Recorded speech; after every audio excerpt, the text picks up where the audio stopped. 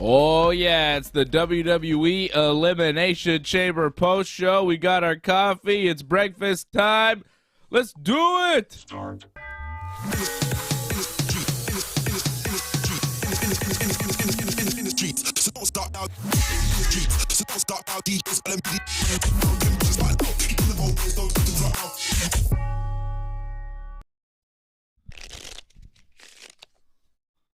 Yes, indeed. Good morning. We are here. It's Wrestling Uncensored. We're live, and we're in studio. We're together. Yeah. Hey. What's up, everybody? Andy Burroughs in the house. This is good. It's early for Andy. Early for Andy and out in London, England. It's not that early, actually. He's 5 hours ahead, so it's kind of... Yeah, but he stayed up and watched the premium live event. So. Oh. It's afternoon, though, for Andy. Usually we're on late at night on a Friday night, middle of the night, for all our friends out in England. But now we're here, and we're on in the morning time. It's a Sunday morning. We went to Elimination Chamber last night. We were here in Montreal. Yeah, it's good. In our hometown. It's a nice little shirt you got there. Elimination Chamber. How much merch did you get, like, the last 2 days? Not much. I Really? got a shirt for me, Elimination Chamber shirt, an Elimination Chamber shirt for my son. I saw, yeah, you showed me. It was cool. Because it was the first pay-per-view that he's ever been to, and I wanted to commemorate it with a T-shirt, you know? Good, it's good, yeah. I got my brother a Survivor Series 97 shirt, which was pretty sweet, with Brett and Sean on it. Pretty sweet. And I got this little commemorative pin. Elimination Chamber, I was there. Show the people. Show the people. Show the people. J'étais là. In French, too. Pretty good. And they got the little Olympic Stadium on it. It's nice. It's a nice little commemorative pin. It's a limited edition. And that's how you know. I got to up your level. Hold on. Talk to me, John. Can you hear me? Yeah, maybe. I think you can hear me. Oh, get it closer? Yeah. There. I got a big head. Yeah, I didn't realize there you go. that. There you go. My ego's quite large. Just got a note from no team.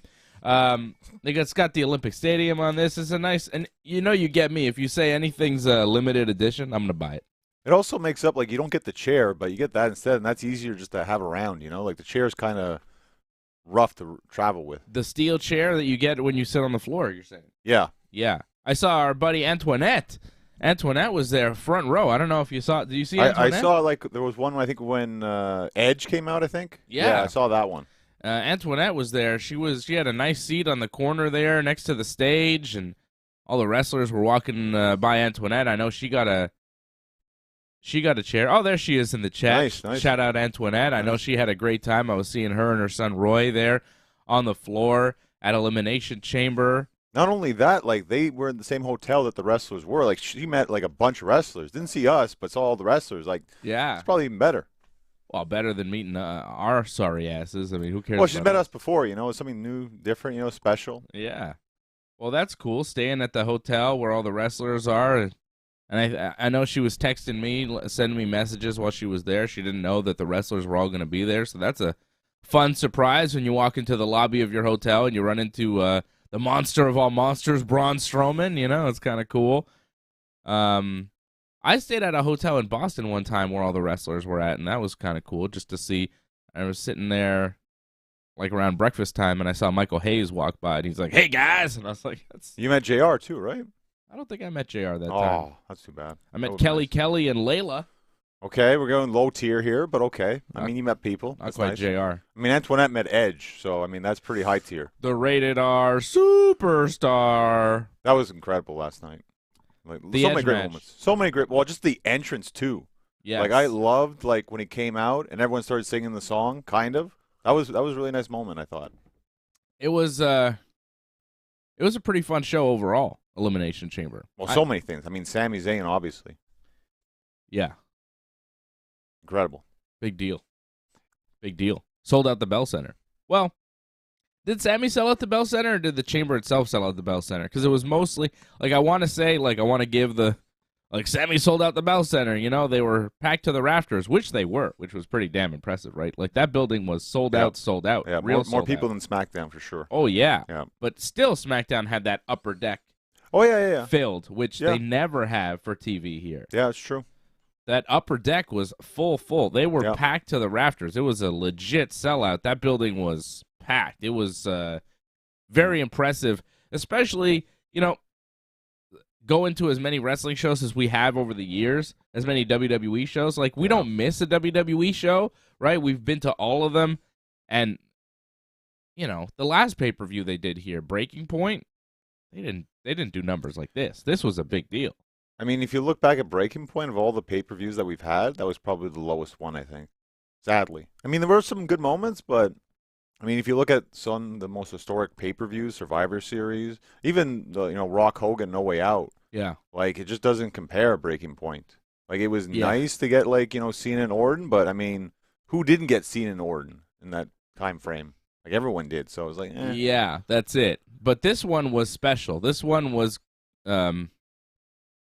a show that I think we'll remember for a long time. It was oh yeah, it was wild. It was a wild night, and I think Sami definitely was a big part of that. But I feel like they sold. I'm just saying, I feel like they sold most of the building out when nothing was announced. Like, they just said Elimination Chamber's coming, and I feel like just the strength of the chamber got people excited. But of course, you knew Sami was going to do something, but we didn't know it was going to be Roman Reigns, right? Well, I just think it was off the strength of the SmackDown that we had in August here, last August. I think that's what really sold it, and the fact that that was such a strong show, and they knew that, regardless if Sami's in anything whatsoever, as long as he's there, people are going to want to see that. People probably thought Kevin Owens was going to main event this show. So they just went off that. Like, oh, we're going to get Sami, we're going to get Kevin. We have to go to that show. Plus, we get the Chamber. I mean, it was easy sell, I think. Yeah.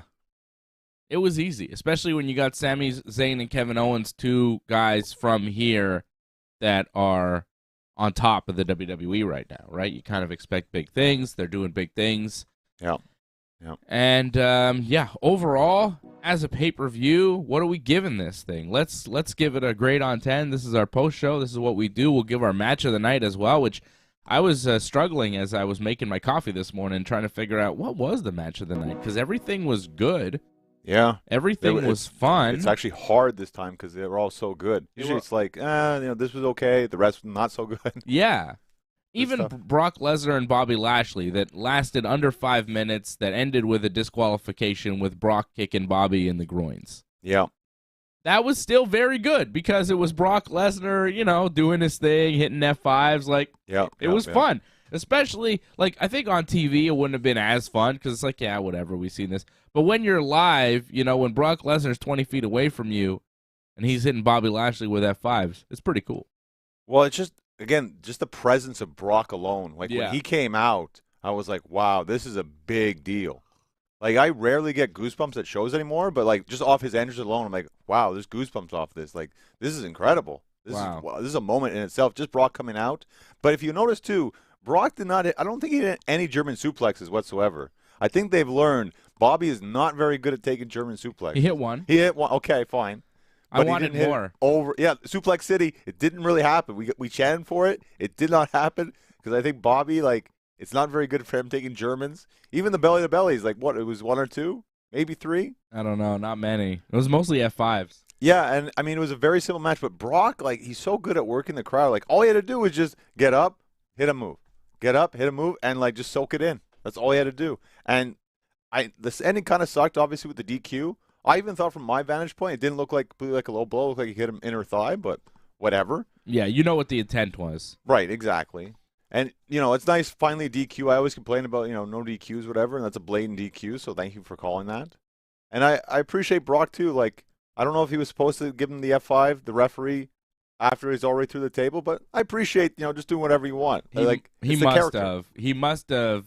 I mean, you don't hit a referee with a finishing move unless you're told to do it, right? Right, but it just adds to what he's supposed to do. It's like, oh, I'll just do whatever I want kind of thing. Like, that's what Brock would do kind of thing. I would just ragdoll you. I would just do whatever I feel like doing. Like, it added to that. Like, even if it's what it's supposed to do, he has to do something like that, actually. It adds more to it. Brock gets disqualified after hitting Bobby low, and then he just goes bananas. He hits Bobby with an F5. He hits Bobby with an F5 through the table. He hits a referee with an F5, hits a referee again with an F5. Brock was just going bananas. And it was fun. It was fun to see Brock go bananas. And, of course, it sets up a match for WrestleMania between Brock and Bobby. Does it? Super chat. Super Well, chat. Super chat. Because I was confused by this. It's a DQ finish. You can't end a feud that's lasted like a year on this, right? You can't end on a DQ. I agree, but remember what happened on SmackDown? Did this even air? I'm questioning if it even aired now. Bray challenged the winner of Brock and Bobby. He did, didn't he? So technically, he's wrestling Bobby at WrestleMania, which I think is horrendous. Out of all the choices, yeah, exactly. Like, that's terrible. Bobby does not need that match. I mean, Brock, yes, let's end this once and for all. But Bray, that's going to kill Bobby. Bray challenged the winner of Brock and Bobby? Yeah. When did he do that? That was on. Remember Hit Row came out. Your buddies Hit Row, like they came out. They just stood in the ring there and they just looked stupid. They stood there forever because there was video pack. Hit Row makes their entrance on SmackDown. Video packages, this stuff playing. Hit Row's just standing there like this. I felt bad for them, so bad. They had to still dance for some reason. I don't know what the hell they were doing. Half an hour. They look like idiots. They look like idiots. Like, at least dim the lights. No, just boom, there, just standing there. All sorts of stuff playing on the big screen. Hit Row's just in the ring like this, waiting. And eventually they cut off commentary, I think, because I think you could hear commentary. I could hear commentary a little bit, and then it's like, okay, here we are. And they started rapping, and that's when Bray and Uncle Howdy came out and attacked them, and then he did the promo. But maybe that didn't air, I guess. Oh, no. I'm hearing now it was on TV. Alex Tara saying it was on TV. I didn't see. I think I went for a bathroom break. Hit Row comes out. I'm going. I understand. I'm going to take a piss because what the hell? You weren't the only one, I think. Yeah, right? It's fine. Shout out to Harold Schneider dropping a super chat. Cup of coffee for you, Harold. Shout out to you. It's Wrestling Uncensored. It's morning time. I like this. This is a nice special show, and I'm happy that everybody here joining us live on a Sunday morning. We're not normally here on a Sunday, but I appreciate everybody checking in. Antoinette, of course, late night for her and Roy last night at the Chamber. Our boy Alex Terrace, Harold Schneider, of course, Ryan Katz, even AJ, Danny Brook Media in the chat. Matthew Henley, who was at the show, liked it. Shout out to Matthew. Andy Burrows, DJ Bourne, Jason, CSL Lorne, TK. It is a jam-packed chat this morning, and I appreciate you guys tuning in on a Sunday morning to talk a little Chamber with us. Okay, let's do it. Antoinette says it was a 10. I couldn't relate to that. AJ says it was a 10. And was AJ there? But did AJ watch it? AJ watched, I think, most of it on TV. I think he was watching that in the UFC, so I don't know. Oh, nice. Erin Blanchfield was a 10 last night. My goodness, she tapped Jessica Andrade in the second round. I'm still blown away by that, but we'll get to that on Thursday night. Ryan Katz says, I give the pay-per-view an 8. It had lots of fun. I had lots of fun being there in person. An 8, which is solid. Antoinette giving it a 10. Alex Terrace, 12 out of 10, which is amazing. DJ Bourne, 9 out of 10. And I think that's where I am. I think this was damn near perfect. The only thing that would have made it perfect 10, for me would have been a surprise. Like a major, like, what? I didn't see that coming. Everything that happened last night was entertaining and fun and enjoyable, but nothing was a shock. Nothing shocked me last night. The end to the Sami Zayn Roman Reigns match was exactly as I had predicted and had been predicting for weeks. So, not shocked. Not shocked by anything. Didn't see The Rock show up. Didn't see Cody Rhodes do something. Didn't see anything shocking.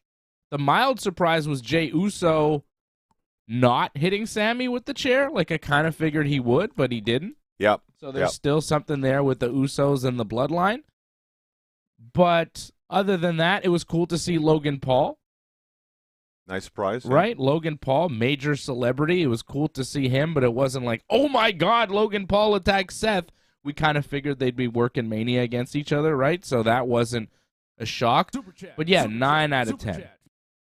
9 out of 10 for me because everything was excellent. Everything was fun.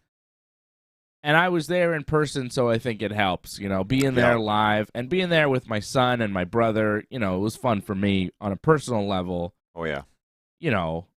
taking my son to his first pay-per-view. And I'm sorry, Antoinette, we couldn't wait and see you, but my son is 5.5 years old. He's almost 6, but he's very young. He goes to bed at like 7:30 normally. He was up way past his bedtime.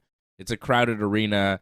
Antoinette was like on the floor on the other side. I wanted to track her down. I really did. It would have taken hours. It would have been great to get a picture with Antoinette and Roy, but we're so far, and my son was so tired. Like, we had to just get out of the building, get in the car, and go home. He was ready to crash, but he had a great time. So for me, like, we had a great time. I'm sorry. My only disappointment was I couldn't see Antoinette there. Didn't get to meet up with Antoinette. But 9 on 10 pay-per-view for me, because I thought everything was good from the first match to the last match. The Women's Chamber was very good. Bobby and Brock was good. Edge and Beth against the Judgment Day was good. The Men's Chamber was good. And then Roman and Sami was good. Everything was good. The only pay-per-view that I've given a 10 in recent memory was that AEW pay-per-view that happened. All Out. Not the last one, but I think the one prior. Yeah, and they gave us, like, amazing matches and, like, some shocks, right? Bryan Danielson debuted. Adam Cole debuted. Suzuki debuted. Like, they did a lot of debuts on that pay-per-view, and they were shocking. Like, I didn't expect Minoru Suzuki to show up on that thing, right? So it kind of, like, blew my mind. So that was the only 10 that I'd given in the past few years. But this is probably the highest-ranked WWE pay-per-view that I've given in a very long time. 9 on 10. 9 on 10 for me. I thought it was damn near perfect. Yeah, my first thoughts, like, after this was, like, I don't know how WrestleMania can top this. And WrestleMania is the biggest show. But both nights, I'm like, I don't know. And again, you know, a little biased because they're live. It adds to the whole atmosphere, adds to the experience. So it's a little bit different. But still, this was just fantastic. Like you said, start to finish. And I can't remember the last time I could say that about a WWE pay-per-view overall. It's been a long time. I'm even actually going to go 9.5 on 10. Whoa. Yeah. Like, it's little things I'm nitpicking that take it away. But they are there, though, and they're glaring. Like the Brock thing that we just kind of talked about. Mm-hmm. And I feel like they need to have it set for WrestleMania, that tag match with Kevin, Sami against the Usos. Like, we know that's going to happen, and you have the time to get it set right here. This is where you have the most eyeballs. You know, Raw and SmackDown, maybe people catch, maybe people won't.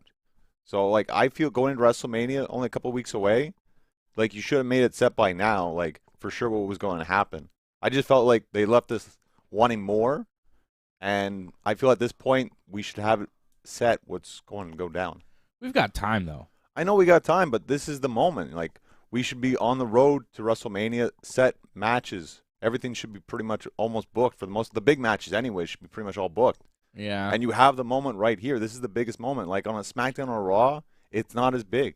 It's probably going to happen on SmackDown more than likely because they're mainly on SmackDown, these guys. But I feel like everyone's here. This is a huge moment.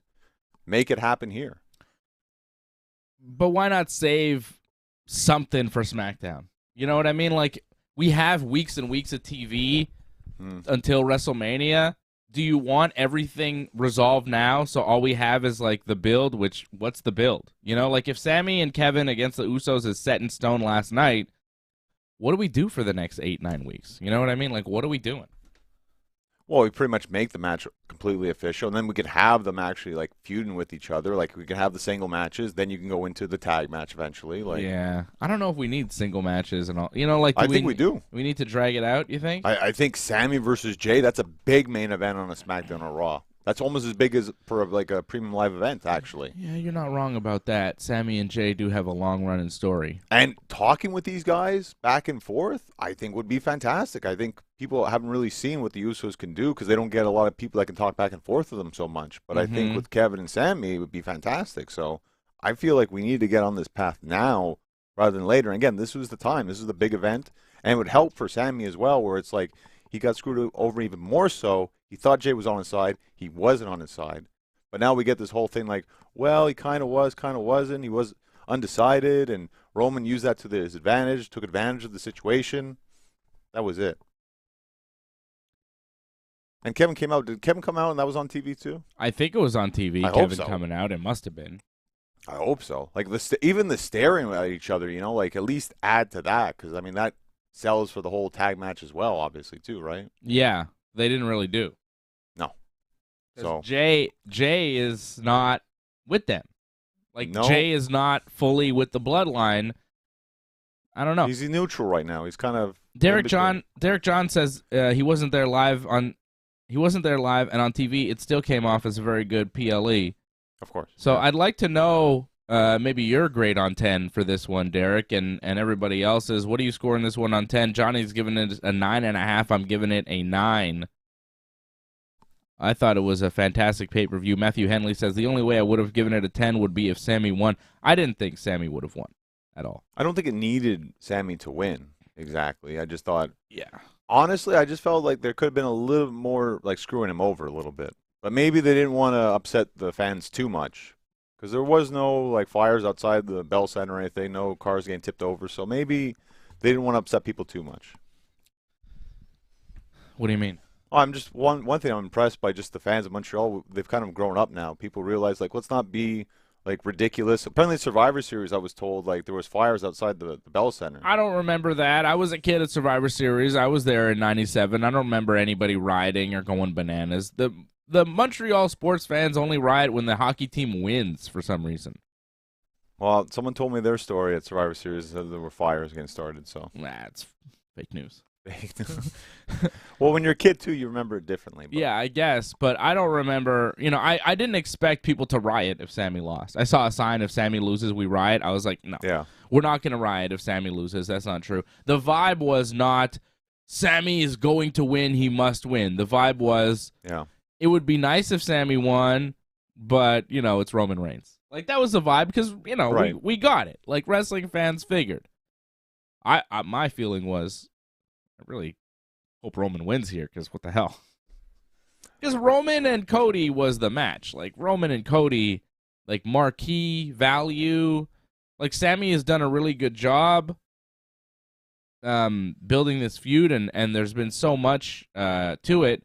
But Roman and Cody is like a dream match. A couple years ago when Cody was in AEW, if you would have said Cody and Roman WrestleMania, people would have said, well, yes. Your mind of one. Yeah, right. But also, B, like, if you could get this, how could it not be the main event of WrestleMania? You know what I mean? Like, no matter how good Sami is and has been, I think it's Cody's spot right now. It's time for Cody and Roman. It just makes the most sense. And, again, if Sami was inserted into that match, like even if it wasn't Sami Cody, if it was Sami Cody Roman triple threat, right? Right. Well, what does Kevin do?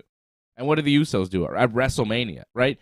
Kevin Owens, who wrestled Stone Cold last year, Kevin Owens, who's had a hell of a year himself, and the Usos, who are the longest reigning tag team champions in the history of the WWE and are the current undisputed tag team champions. If you put Sami in the triple threat, then what do you do with the Usos and Kevin Owens, who are also very important pieces of the puzzle? You can't just have Kevin Owens against the Usos by himself. You know what I mean? Right. Like, it didn't add up to me for Sami Zayn to win. I understood where people were coming from, and they wanted Sami to get rewarded. I think Sami will get rewarded by winning the tag team titles for the first time ever at WrestleMania with his best friend, off the guys who've held it the longest in the history of the WWE and perhaps the greatest tag team in the history of the WWE, the Usos, on the grandest stage. Like, that's a pretty good reward for all the hard work. You know what I mean? I mean, if you're not winning the title, to win that's pretty good too. It's a massive spot.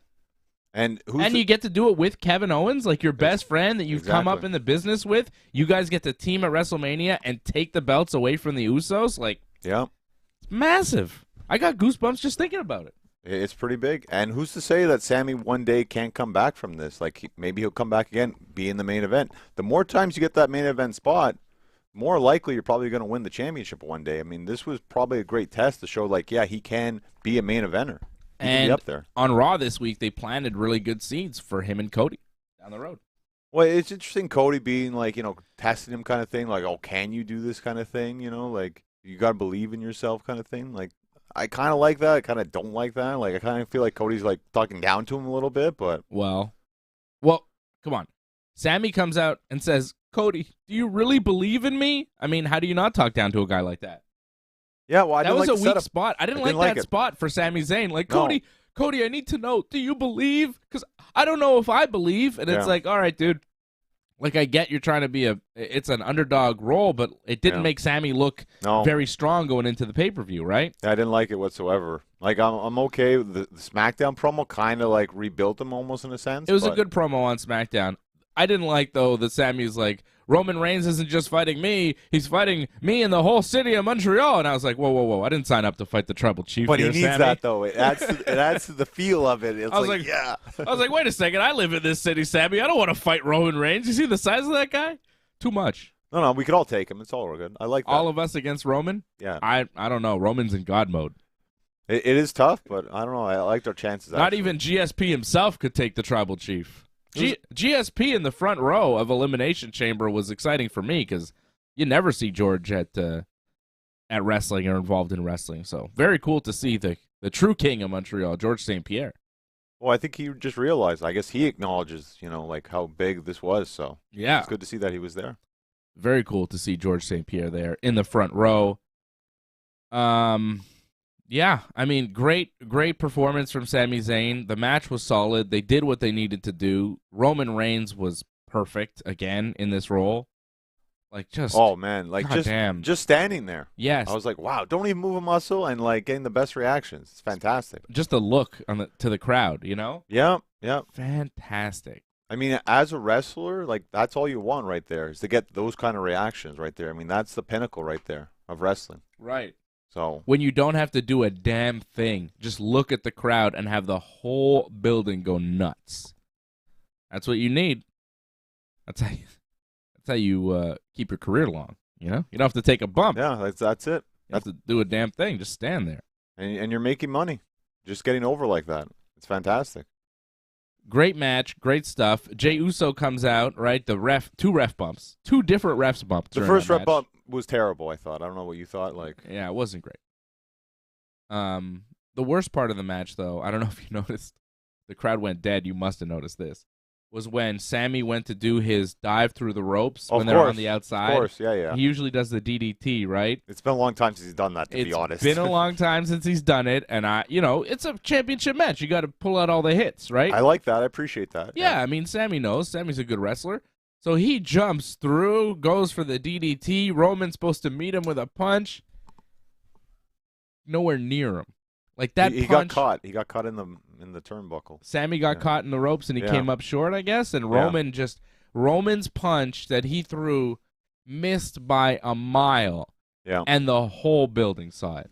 Because the building's hot. Sami goes, building's like, ah! And then Sami goes, Roman throws a punch, and then Sami starts selling it, and the building just goes dead. The whole building is like, took the whole crowd out of the match for a brief moment. The crowd came right back because Sami sold and then kind of stumbled into the barricade, and then Roman went to spear him, and Sami moved out of the way, and Roman speared himself through the barricade. Great pop. Which got a huge pop from the crowd, which saved it from that dead moment. Because the crowd went dead for a second in that match, and that just shows you, like, one move that looks ridiculously phony could kill a match.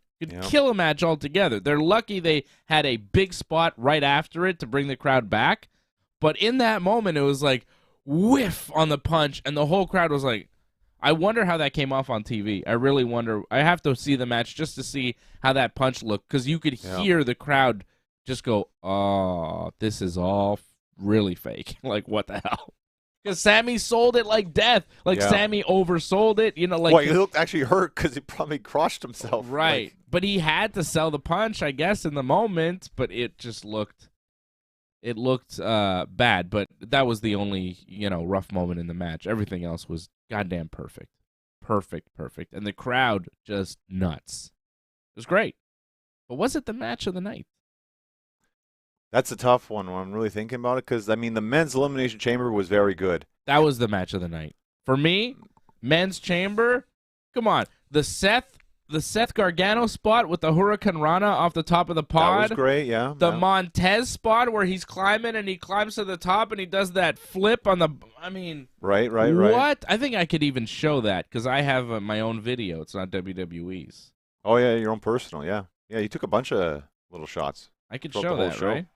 which is pretty sweet. I think I could show the Montez. Let's see the Montez, because this was ridiculous. Is this the Montez here, John? I was worried watching the chamber of like, oh, was my view going to be good? But my view was pretty good. I could see inside the chamber pretty well. I was worried, but So here's Montez. He's climbing over here. You see him? He's over there. There's Montez Ford. I don't know how good this was on TV though. I don't know. Just standing there. I don't know. And then here he comes. He's got his arms, and there's his legs, and then here comes a flip.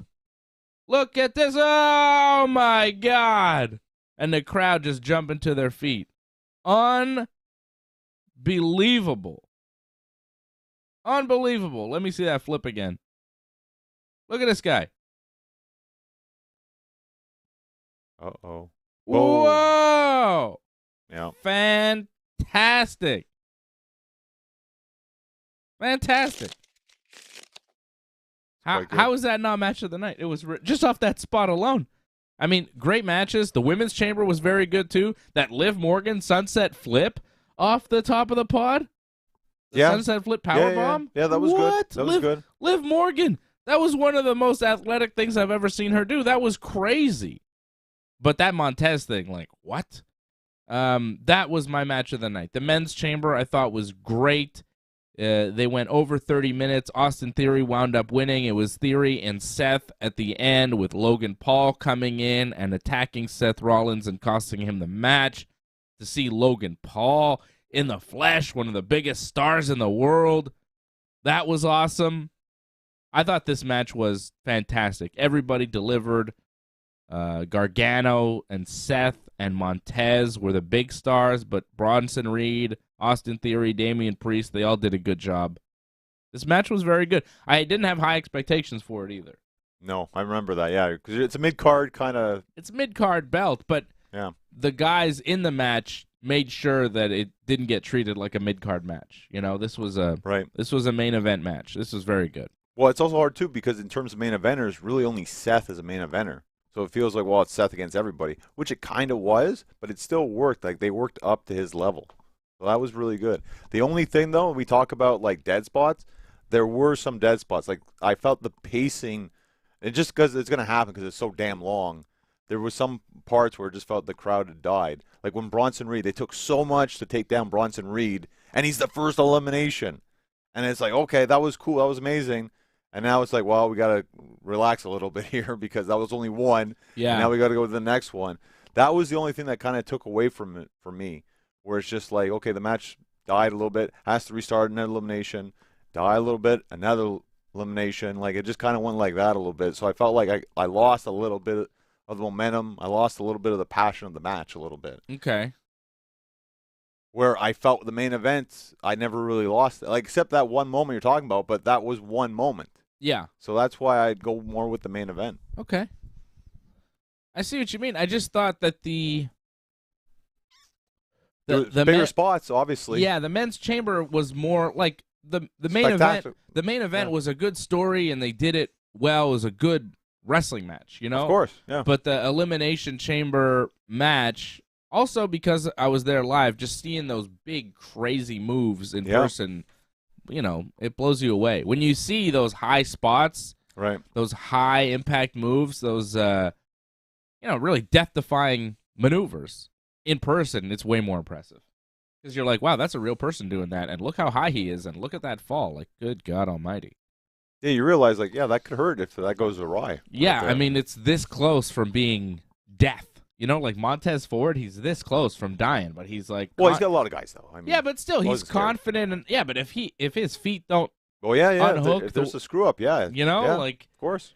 You better be good at it. It's got to be perfect, and you got to be a hell of an athlete to pull it off when you're tired, when you're sweaty, when you're in front of 20,000 people. You know what I mean? Like, it's a lot of pressure. To be fair, he was the last one, I think, in, right, for the pod. So, I mean, he wasn't as tired as everyone was. Was he the last one in? I'm pretty sure he was.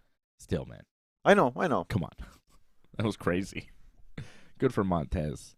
But also, I want to give a lot of credit. But he's got to show up in a chamber match. You know what I mean? Like, of course. Montez is not a featured single star. So when he's in a match like that, he's got to do something big so that he's remembered. And I think he did. I just want to say, I want to give him a lot of credit. Like, that was his first real big kind of pay-per-view singles appearance, really. Yeah. And for him to pull that off, that was quite fantastic. So It's what you have to do. You know, he rose to the occasion, which is exactly what you have to do in that spot. It was perfect. Another thing, though, too, because not a lot of guys are over, like, it's kind of obvious, too. Like, yes, it's going to be Rollins and Theory in the end because, like, if it came down to Theory or anyone else, it's like, well, this is a joke kind of thing. Like, it has to be Rollins. Yeah. So that did kind of take away a bit, again, from the match, just because the lack of credibility of some of the guys in there. And Seth and Theory have been feuding for this U.S. title for months now. Exactly. Like, you know, Bobby Lashley, too, but, I mean, basically it's been those three. Like, they all had good showings, I thought. I thought everyone had a good showing. But it's like no one's believable to actually win this except maybe Seth. That was it. Yeah. Did you at any time believe Sami was going to win? No. I didn't. If anything, I love the fact that they did like a Roman thing where it's like, oh, Roman's going to beat him here. No, Roman's not going to beat him here. I just love those things where it's like, oh, they dragged the match a little bit longer. They gave Sami like some kickouts. Yes. More kickouts than I expected. That's what kind of surprised me most. Yes. There were a couple false finishes for Sami Zayn that really got the crowd going, but I thought, yeah, I don't know.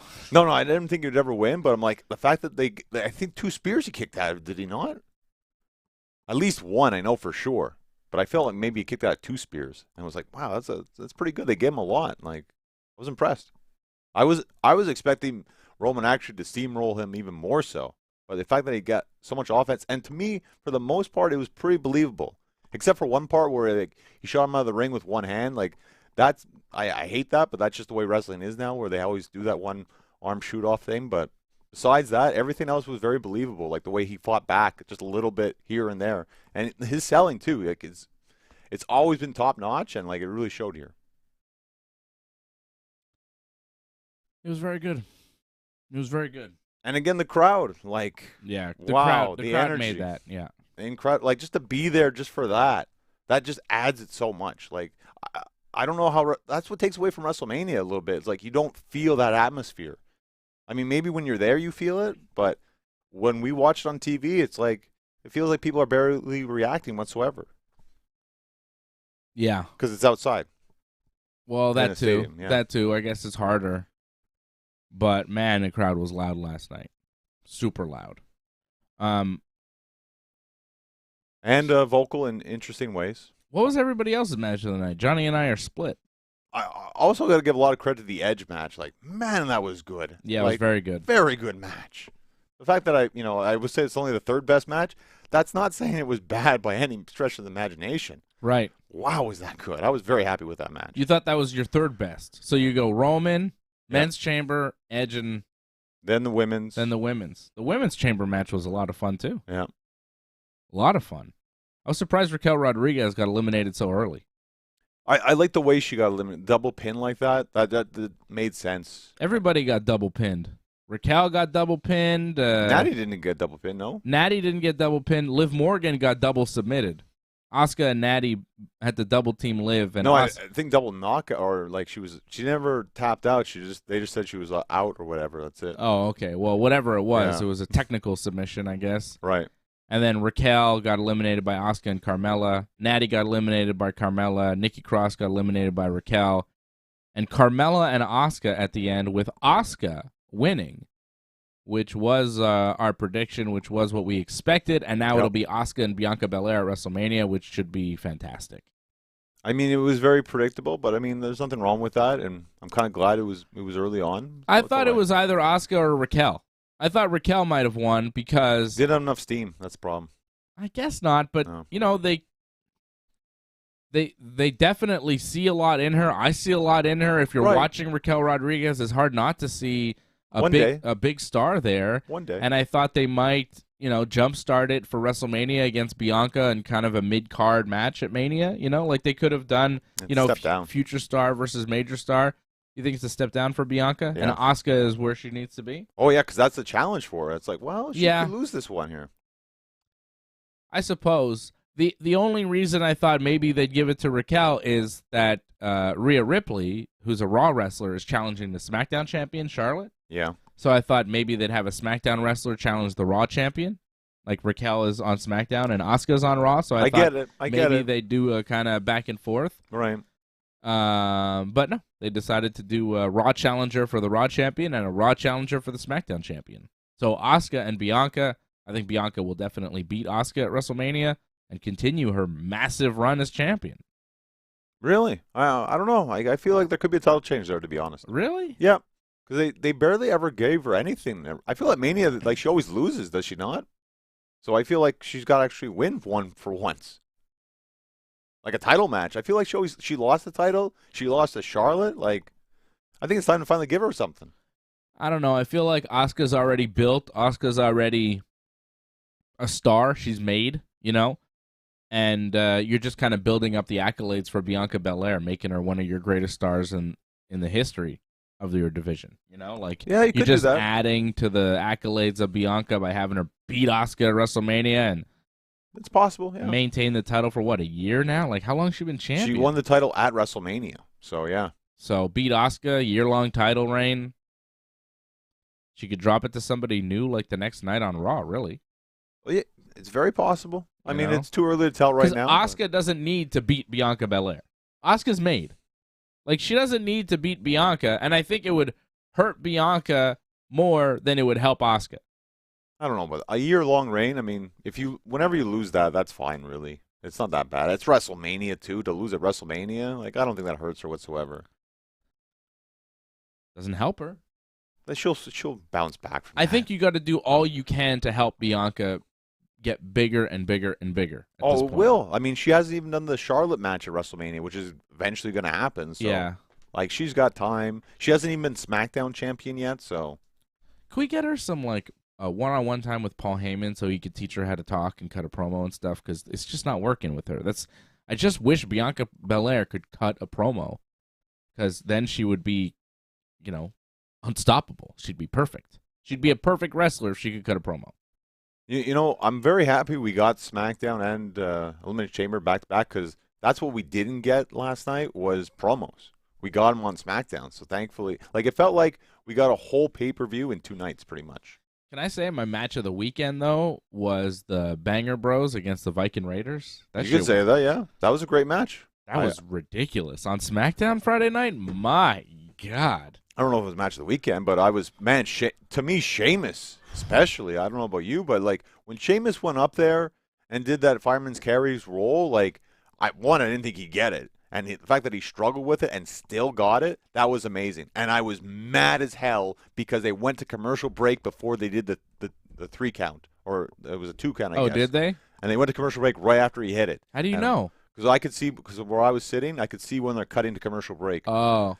And I was like, this is so stupid. Like, people were chanting like crazy, and you cut out that part.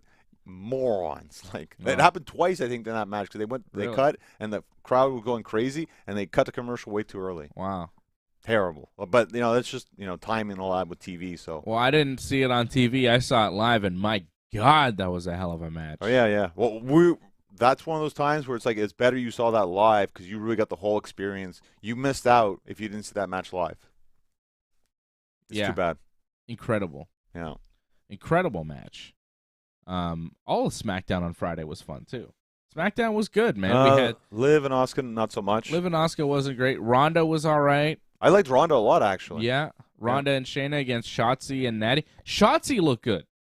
Except the tank. The tank kind of fizzled. I didn't like that. But she did a couple dives in that match. I was like, damn, Shotzi. Yeah. No, she looked good. She right? looked good. I don't like an avalanche in the corner. That doesn't make sense for something that small, but, like, for the most part, everything was good. I mean, that match was pretty damn solid. It was a great weekend of pro wrestling. SmackDown was really good. Chamber was really good. Wasn't a big fan of, like, I don't know why they do this kickoff show anymore stuff. Like, if nothing's going to happen during the kickoff show, like, don't do it. Like, at least, like, don't have it for us. Maybe they do it backstage or something. Like, why have the people there? And they don't even show anything on the screen. Don't tell me the show starts at 7:30 or 7:45 when you send me an email there, Ticketmaster, if the show doesn't start till late, all right? The hell are you trying to do, waste my time? And then they're telling people all be quiet when they're throwing. And it doesn't matter. People are not going to be quiet during it. Like, they're telling people to be quiet? They're just like, like that. And then people just did it, so they're just like, Olay anyways. During what? Oh, the pre-show? The kickoff, yeah. Oh, like around the people? Around the people, yeah. I didn't see that. I didn't notice I they was were next, doing that. That's why. Oh, you were sitting next to them. Yeah. Not next to him, but close enough. Yeah. Well, they need a kickoff show so they can give Ariel Helwani a paycheck, man. I saw Wade Barrett was there. Wade looked uncomfortable, actually. That's bad news. He wasn't on commentary, though. I think it was just Graves and Cole, I think, the night. Looked like it, yeah. Which was probably better if we saw it live, I guess. Yeah. I don't need commentary. Tony Khan taking a shot at Ariel Helwani because Helwani was on Smackdown and Chamber. I mean, Tony Khan's got a point. If Helwani wants to claim he's an unbiased journalist, but then he's going to take a paycheck from the WWE, you can't really be an unbiased journalist in professional wrestling if you're appearing on screen as a, Mean Gene Okerlund type character. Tony Khan's not wrong. People are, mad at Tony Khan for attacking Helwani. It's like, come on.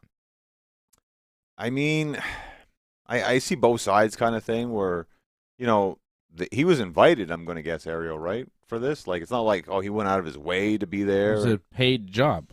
Yeah. He was paid to do it.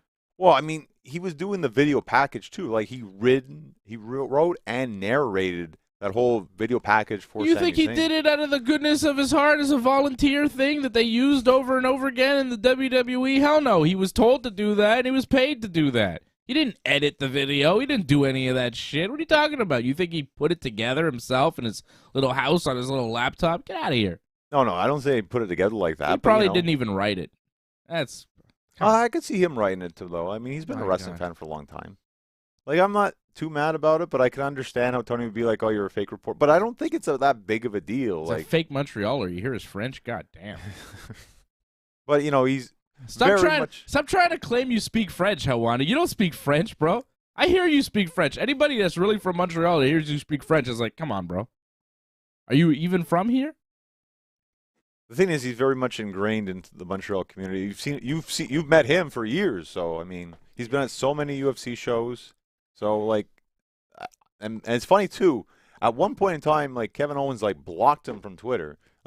Kevin Owens didn't even like him at one point, and now he's doing a video package for Kevin, talking about how great he is. Yeah, so it's funny how Kevin was right.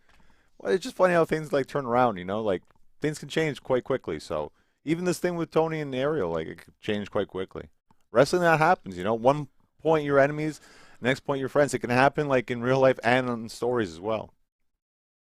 God, I'd love to get him in the octagon.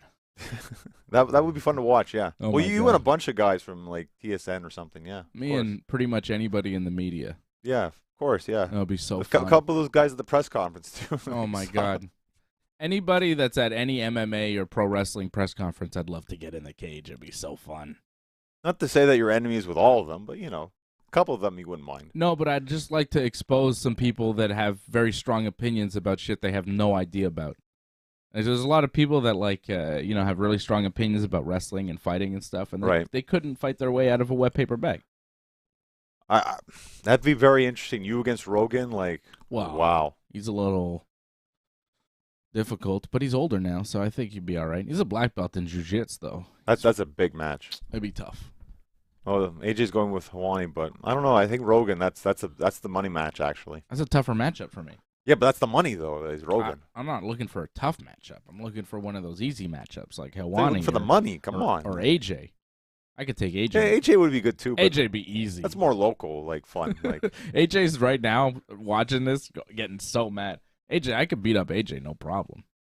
That would be fun to watch. I mean, I love to see his family against your family, because that's very intriguing right there. You guys both have equal numbers in a sense. Keep our families out of this. I just want to put over AJ at the Super Bowl. That was a great time. Unfortunately, I didn't get sick, but apparently they did get sick. Unfortunately, That's too bad. Look at your immune system. Well, also I think what helped too is they had hot dogs, and I don't eat hot dogs, so that may have helped a little bit. Yeah, strength. Yeah, no, I don't know. I just think Tony Khan is right. Helwani's kind of a blowhard, and Well, it all goes back to that interview they did, right? Where Tony didn't answer any questions, and then Ariel bashed him, saying what Tony's terrible and F all the AEW fans, Yeah, I mean he did an interview with Tony Khan, and then he was super rude about it afterwards. Right. I've done interviews with people, and then I don't go on the next show and be like, "Oh, that interview sucked," and sometimes you do interviews and the person is not very forthcoming with their answers. That happens. You don't go and bash them afterwards. That's what I'm saying. Helwani, he claims to be this journalist, but then he goes into business for himself and he makes these stories for himself and tries to, make himself bigger than he really is. And really, Right. he's just like, and then he's like, oh, I'm just a journalist. I'm just, like he plays innocent and shit. And it's like, come on, bro. You know what you're doing. Yeah.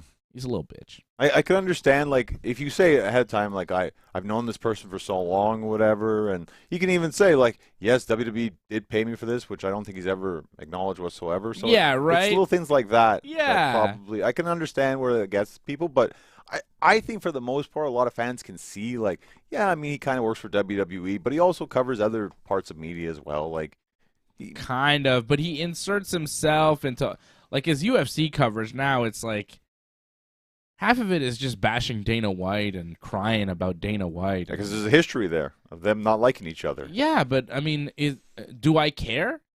No, What but does that have to do with MMA? It has nothing to do with MMA. It's just Helwani's, like, personal gripe with Dana White. And it's like, who cares? I don't care that Helwani's mad at Patty Pimblett or whatever, But it's become, like, a story in MMA. And it's like, who cares? This guy doesn't fight. Like, I don't care about him and Patty Pimblett. I want to see Patty Pimblett feud with somebody that fights. I just find what's really interesting about the Tony Khan thing is that, like, for the most part, it seems like Tony does a lot of interviews with a lot of different people in media. Yeah. And, like, he seems very open. The fact that he has that much heat with Ariel, I think, really tells you something, too. Like, it takes a lot, it seems, to upset Tony. Yeah. When it comes to media. The fact that Ariel did is like, wow, like, that really speaks out. Makes me a bigger AEW fan. Well, everyone has it. Well, I mean, Montreal was very interesting, I thought, like with the sing-alongs and the coarse language throughout the whole night. I mean, I question your parenting a little bit, but I thought overall... It's not my fault the fans were chanting F you, Roman. You question my parenting. There was a little girl sitting next to me on Friday night who was chanting F you, Roman, too. Wasn't there a kid, like, giving the middle... I think AJ may have posted that, like, kid... I saw kids giving middle fingers and stuff. My son was shocked. He was like, what? What is this? I'm scarred now. Yeah, I told my son they were chanting love you, Roman. What about... Love you, Roman. What was the Vacher Roman 2 or something? Vachier Roman? Yeah. Yeah, that was not nice. That wasn't... Well, maybe he doesn't know that one. No, he didn't know what that meant. So that's nice, but the other ones... And the thing about the FU Roman, that was like 5 times throughout the night. It kept happening. It happened on SmackDown and it happened multiple times during the match. Before the show started. Yeah. And, like, Dominic got, I think, like 3 FU Doms. Oh, my God. Wow. Like, Montreal was fantastic for that, but that, to me, shows that, I think AEW could work in Montreal. Not the Bell Center. I think Bell Center is probably a little bit too expensive right away. But I think maybe Place Bell, to start. I think they could sell out the Bell Center for Dynamite. But the expense, though. My goodness. For AEW, you're saying? Yeah. To rent it out. Yeah. I would think you go with Place Bell just for the sure bet. I guess. And then go, build off that. AEW's got to be watching the pay-per-view last night and thinking. Well, Tony watched SmackDown, clearly. So, right. Yeah. They got to be thinking, yeah, we got to go to Montreal. I mean, has Montreal ever been hotter for wrestling? You know what was really sad, though? I think you're right about that completely. And they didn't announce another date, too, which was very sad. And I feel like we're going to be another dark period where it's like, well, it's another 15 years for another big premium live event. So, and more than likely, and some people are going to be like, no, but, Toronto's going to get the next big PLE. That's what's going to happen. And probably it's going to be WrestleMania in a couple of years. So Montreal is going to be out in the cold for a bit, I think. Yeah, I don't know when they'll come back for a big event. I mean, the last one was when? 15 years ago? Well, maybe get a house show next year, right? Or maybe in December in Laval. Like, it seems to be a tradition they were starting to make a little bit, so yeah, I can see that happen. They did not announce another Montreal date. Yeah, that's sad. Not even like, I was hoping maybe like a Raw SmackDown or something. Nothing. Well, I mean, they're going to have to come back at some point. Don't know when, though. Well, that's it. Honestly, it's probably going to be the next big wrestling show will be AEW. God, I hope so. Oh, my God. What, will it be a Dynamite or will it just be a Rampage? Oh, it's got to be Dynamite. Are you kidding me? Give me Dynamite, Tony Khan. I'll take back all the good things I've said about you. I guess this is a good time to talk about Dynamite because we watched it this week. Oh, Dynamite. I didn't like the first match, but it got better, the show. But the first match, I was like, wow, this is awful. I don't know what you thought. That 8-man tag they started with. Oh, yeah. Yeah, well, that was not a good start to the show. That was horrible start to the show. Shout out to Jeff Jarrett working, though, after his daddy passed away. Rest in peace, of course. Shout out to both companies, too. They both had a graphic for Jerry Jarrett. Yeah, Jerry Jarrett, a legendary wrestling promoter, a wrestler, but more known for his promoting in Memphis and the Memphis territory with Jerry Lawler. TNA. TNA wrestling, of course. He started TNA wrestling with his son, Jeff. Jerry Jarrett is a legendary figure in the world of professional wrestling, a brilliant mind for professional wrestling. So many of the modern stories and some of the tropes that you see in professional wrestling were invented and created by Jerry Jarrett. So definitely the wrestling world lost a big figure. You know, Jerry Jarrett was well-known and well-respected throughout the wrestling business. So definitely a big rest in peace to Jerry Jarrett, who lived a long, successful life in professional wrestling. And, of course, his son, Jeff, very famous, had a great career as well. But still having one. Still having one, which is amazing. And, yeah, I was a little surprised to see Jeff on Dynamite this week so soon after his father passed away. So that was nice to see, just to see Jeff Jarrett out there. Other than that, though, the match was not really what I was looking for. The Acclaimed, Daddy Ass, and just throw Orange Cassidy in there because, you know, they needed a fourth man. Well, they like to put Orange Cassidy on the show, and that's fine, but it did not work in this Why match. was he there? I don't understand why he was there. There was a promo, I the think, on Acclaimed and Rampage Daddy Ass. the week prior, I think. Yeah, but Yeah, it I know. didn't really fit. It's like one of these things are not like the other. I know. It's Orange Cassidy, and then they had Jay Lethal, Sanjay Dutt, Satnam Singh, and Jeff Jarrett, which makes sense because they're all a team. Yep. Although Sanjay wrestling all of a sudden, and Satnam did Satnam do anything? Did a bunch of pushes and all that. He took a bump. He took the Famouser. Oh yeah, he did. Yeah. That's kind of a bump. It's not a back bump. Well, it's something like he fell. He fell down. He was up and he went down. So, I mean, saw some action from him. Very limited, but that's probably the best for him, I think. And the Acclaimed Daddy Ass and Orange wind up winning, which... Well, the finish, I almost turned the TV off because I was so mad with the finish. I mean, I didn't want to watch this match at all. I was like, can we get to the next stuff on Dynamite? Because I know it'll be better than this. The next match should have been the opening match. I mean, that would have got the people going because it got the people back, actually. It was pretty good. Like, that's what they need to almost start the show almost always with a match like that or be the main event, either or, because I thought the main event was kind of lacking too. But this was the match of the show easily. Yeah, I didn't love the main event either. I had higher hopes for it. We'll get to it. But this match was good. Moxley and Claudio Castagnoli over Roosh and Preston Vance. Mox choking out Preston with a chain. And a submission, I think, too. He turned into a submission, no? Yeah, I think that was the submission to finish the match, right? I thought he put like in an armbar, didn't he? Like, didn't he Wasn't it an transition? Yeah, I thought he had him in the choke, and then he transitioned it as well. Okay. Mox and Vance both bleeding, of course. Yeah, but I didn't see that blatant blade job this time, so at least they're getting better at that. John Moxley sweats blood. Yeah, well, I think at this point you touch his forehead, he bleeds. Does this guy have a match on Dynamite where he doesn't bleed? Like, I can't remember the last time I saw a John Moxley Dynamite match where there was no blood. Like, he didn't really need it in this one. It wasn't like, it's not a blood feud. It's not really called for, but it's like, Moxley, I think at this point are like, I think he feels like people expect it from me, so I guess I got to bleed. Well, to me, Moxley's kind of feeding into what Steve Corino used to do in ECW, where Corino would always be the Crimson Mask, and it got to a point where it's like, well, I always got to bleed. And for the most part, he was always bandaged up, so you just hit it, he's going to bleed. So I think Mox is at that point. He's got so many, like, scars over his face, like, you pretty much just hit him hard enough. Yeah, he's just going to bleed. Yeah, like Ric Flair when he started. Yeah, exactly, yeah. Do you remember that promo when Ric Flair just started punching his own head, and then yeah. And then he was covered in blood as he's talking, just right. Covered from punching himself in the head. That was on Raw. That was feuding with Triple H, right? I think that was vile. Yeah, it was disgusting. No, I loved it. That was great. I love blood. Well, no, but it was so yeah, it was great. It was. I mean, I remember it to this day. Right. Right. How many years ago? What's up, little guy? Hello. Pay-per-view was good, no? Little man's in here. He's bursting. Yeah? Good pay-per-view. What was your favorite match? Well, you can't hear him. You don't know? He doesn't know what his favorite match was. That's too bad. You didn't like Roman and Sami? I loved Roman and Sami. My son bursting in. I think his favorite thing was the snacks, eh?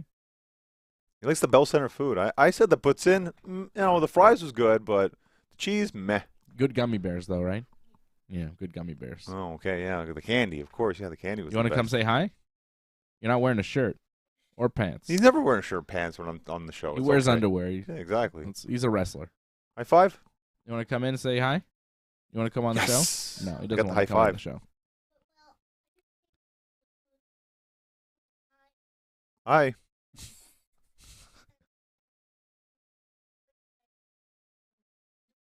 Oh, what are you doing? What are you he doing? Came to say hi and to tell us what he's doing. What are you doing? You're playing video games. What video game are you playing? Zelda.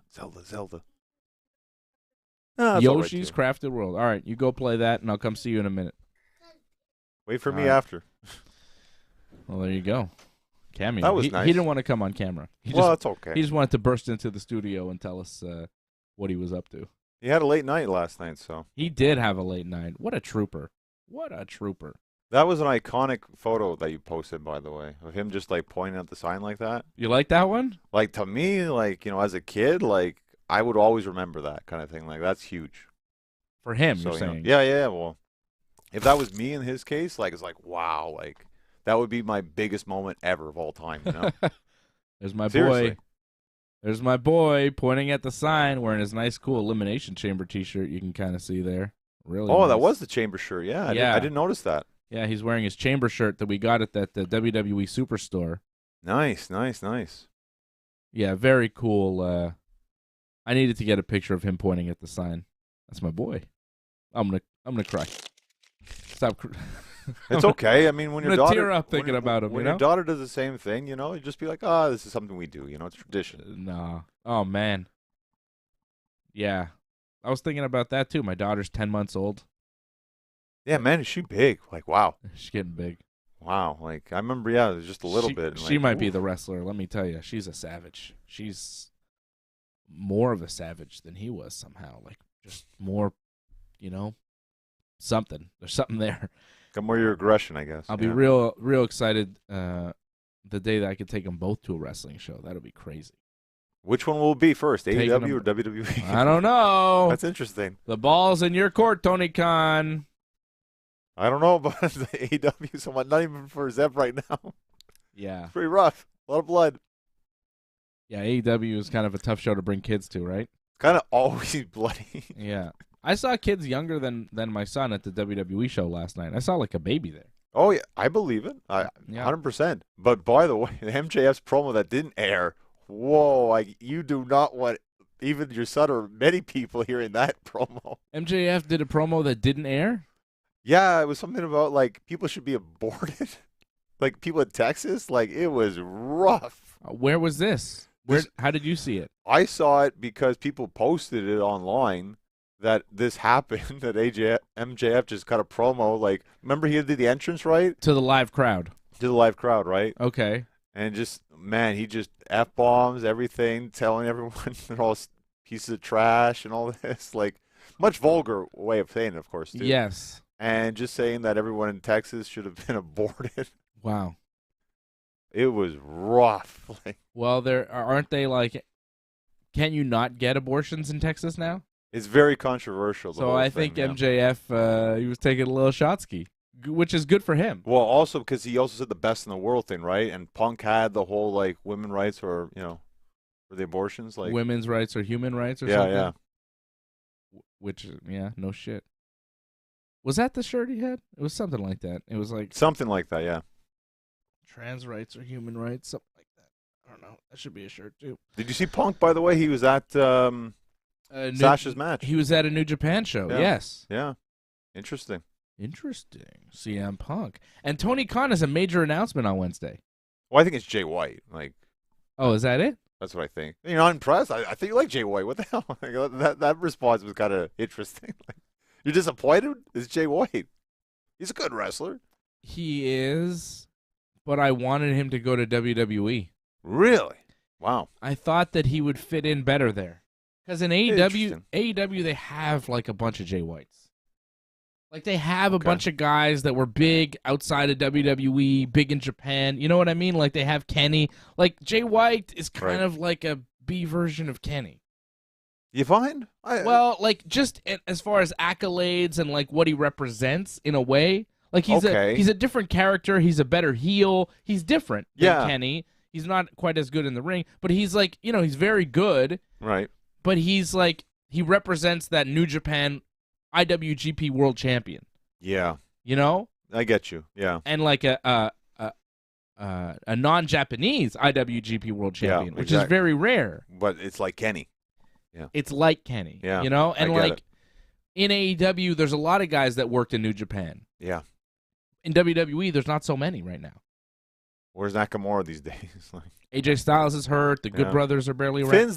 Finn's there, yeah, but Finn and Jay White, two completely different generations that never faced each other. That would be real interesting against each other. Oh yeah, right? Wow. Yeah. But Jay White and like Kenny, it's like we saw that Jay White and Hangman, like they've wrestled each other. Yeah. Because Jay White was around when the Elite were in New Japan, and like we saw in AEW. Yeah, we saw him in AEW already. Like Jay White in AEW is not that fresh, and I don't think he makes a huge impact in AEW. Interesting. But I think in WWE he would have made a bigger impact and it would have been more fish out of water. Right. Like him in AEW, it's like, that's kind of a familiar place for him. He's been there before, and he's with a lot of guys that he knows, and it's, Yeah. But Jay White in, like, NXT or Jay White in WWE on the main roster is like, whoa. Yeah. Here's a whole cast of characters that he's never interacted with before. How does this work? Like, I wanted Jay White to come out. I think Cody should beat Roman at Mania at this point, and Roman should take a break because goddamn, he's been working hard. You know what I mean? Like, he's been on top for so long. He's been making all the dates. I mean, limited dates now. Give him a vacation. He's kind of already taking vacations almost. Like he's not on SmackDown every week. We only saw him at Chamber. We didn't see him on SmackDown. Could you imagine though, Cody winning the belt at Mania, and then the next night, Raw after Mania, Cody's cutting a promo, and who comes out? The Switchblade Jay White to challenge him. I mean, it would be nuts. That's big for guys like you and me, but like I don't know for everyone though. But then you explain who he is. People are like, "Who's that?" Oh, it's Jay White, and WWE fans will be like, "Who's that?" And then you figure it out over the. I'd air vignettes and then have him show up. Yeah, it's not bad. It's not a bad idea either. Either way, I want him in WWE over AEW. Okay, I get it. You sold me on this now, actually. Yeah, right. But we'll see what happens next Wednesday, right? Because Tony has a big announcement, so. Yeah. It might be just a ROH thing, because that's a big thing now. Don't they have TV? March 2nd or something. No, they have it. They're starting the Honor Club. Like, it's going to be on Honor Club. They're having the actual tapings for it. Okay. March 2nd. I don't think that's going to be the major announcement. It doesn't seem like it's a big thing, but maybe there's something to add to it. I don't know. Is the major announcement CM Punk is returning? I mean, some people would think that, yeah, possibly. But, I mean, would they just waste it on something like that? I don't think so. Don't think so, no. That's for the pay-per-view or the show Would they after. waste, would they really have Tony Khan come out as a major announcement and say, we've signed Jay White? Like, why not just have Jay White come out? Why have Tony Khan announce it? Well, to make it seem like a big deal, like, I mean, it puts it over more that Jay White's a big deal if you have Tony say it. Yeah. Some people might be like, okay, Jay who? Not everyone. I kind of felt that way too when he first came out. I was like, who is this guy? Okay, he's got the championship. He had a couple good matches, but then he's gone. So for him to come back saying like, well, this big major signing, it kind of helps elevate it a bit more. I don't think it would be a huge deal for AEW. I think he would fit in the mix, and then he'd kind of, fade into the background like everybody else. That's just because like he has the whole How many club. Guys do they sign and then just kind of? That's true. But he's got the connection with Juice Robinson. It helped bring up Juice Robinson a bit. There's other people too, I think. Juice Robinson's in AEW? Yeah, remember he got ROH, whatever, but he's there. Again, guys in the background like you're talking about, but it helped bring him out of the background. There's probably a couple other guys like him that could help build up, I think. I think they'd have a lot of trouble. He's back again. Yeah. Okay, I will come soon. I will end the show soon. My son is getting impatient. He wants me to come see him. Got to end the show. He wants the show over. He wants to come on the show? You want to come on the show now? Oh, now you have to wave, though. You have to go hi to people like that. Can you wave? He's not. Is he? Yeah, coming? he's coming. Yeah, he's actually. Oh he's no! making his way Here through. he is. Here's the Beast. What's up, Beast? I think his first appearance back in years, actually. Yeah, he hasn't been on the show in a while. Uh-oh. Here he If you notice, a lot bigger now too. By the way, too. Are you just growing? Are you trying to climb on me? He might destroy the show again, possibly. See, this is what happens when we do morning shows. Usually at night he's asleep. That's very true. Yeah. We do morning shows and he interferes. Interference. Now he's awake, and now like he's destroying everything. There's the big man. So what did you think of Elimination Chamber? You like it? Thumbs up. That's it? Yes, good. Good. Very good. Yeah? Did you have any match that you liked the most? I like the most. Yeah. I don't know. You don't know. Did you like Brock? That match was pretty good. Yeah. What about Edge? That match was also pretty good. It was all pretty good, no? It was all pretty good. Yeah. You liked when Seth Rollins did that Hurricane Rana thing. When Johnny Gargano, Hurricane Rana, Seth Rollins, they went flying? Off the top of the pod, remember? He doesn't know what the hell I'm talking about I now. didn't remember that. He doesn't remember. You remembered 3 hours ago, but now you forget. Eh? 3 hours ago. 3 hours ago? All right, go play video games. We're going to come out soon. We're going to end the show for you. Thanks for showing There up. he goes. Say bye, Zevi. Bye, Zev.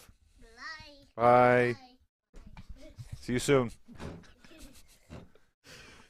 Fun times. Wild man. Where's your mom? Oh, I see. This is what happens. His mom gets stuck feeding his sister. Oh, I see. So okay. then he's off running amok on his own.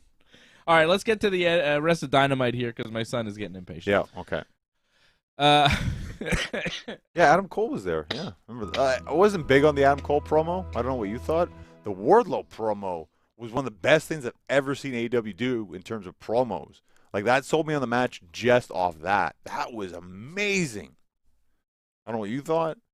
Yeah, Wardlow's sit-down promo with Jim Ross. I thought it was a really good job of Wardlow explaining the hair, right? Because Samoa Joe cut off his hair, and Wardlow talking about his father.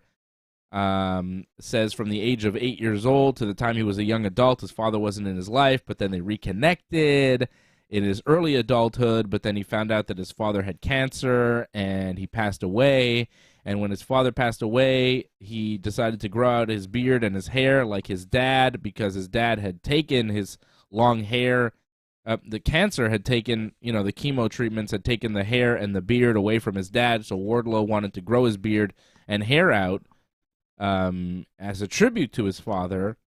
And Wardlow said, he confided in Samoa Joe when they were tag team partners and told Joe this story, and Joe knew this, and that's why he cut his hair, and now he's coming to attack Samoa Joe and get revenge, which I thought was a really good backstory in explaining why Joe cut his hair, because when he did it was like, what? I mean, it's an insult, but what exactly is this? And they gave it far more meaning.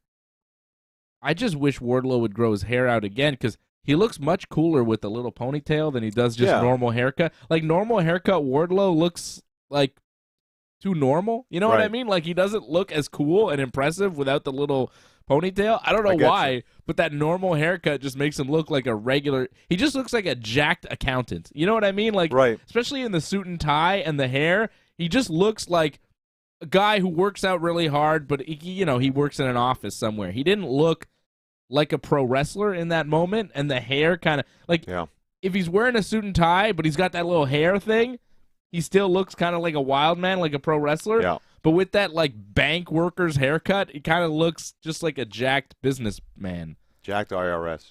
Yeah.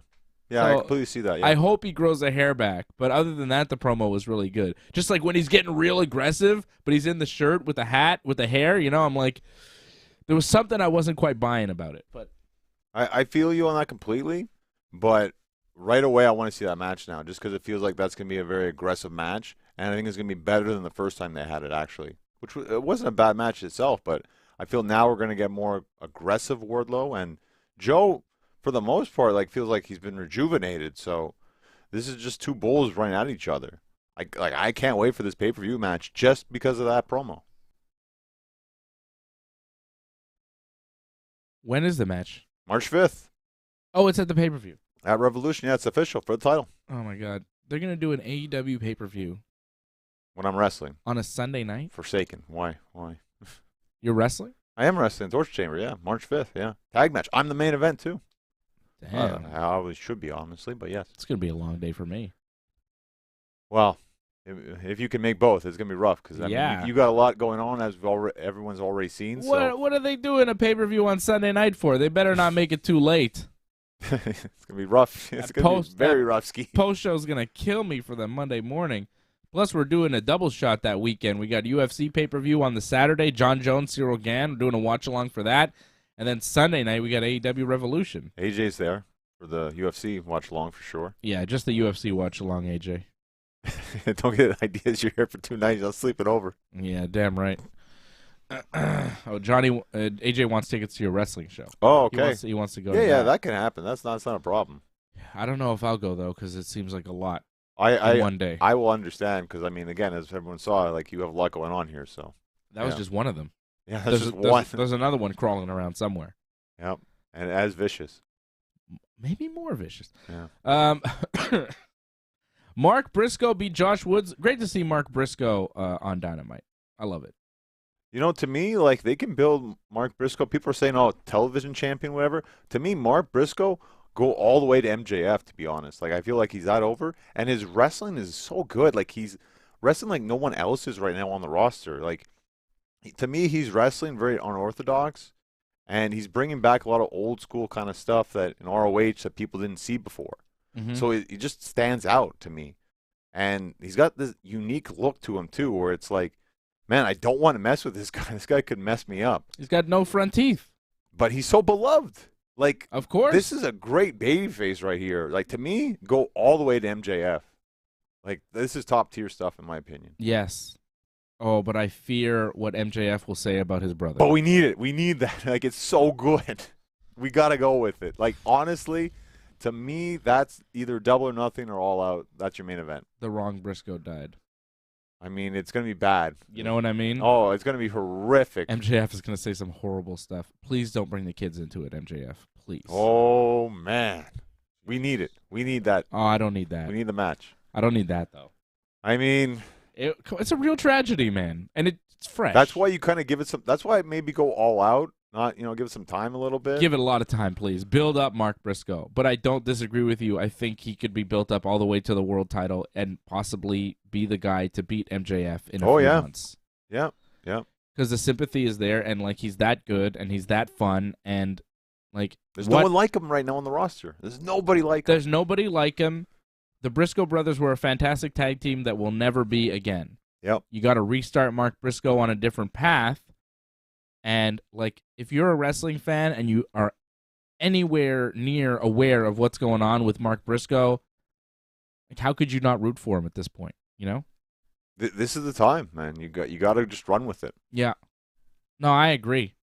And he's doing good work. Like, the match with Josh Woods was worth watching. Yeah. I don't think I've ever seen a Josh Woods match that I needed to see. Well, it's very forgettable. But this was probably a match you remember just because of Mark Briscoe. Yep. Yeah.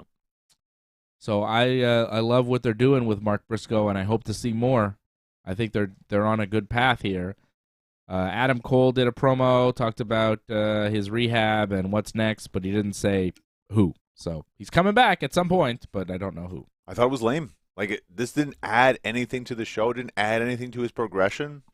It's just like, oh, Adam Cole's around. That's it, and I'll come back.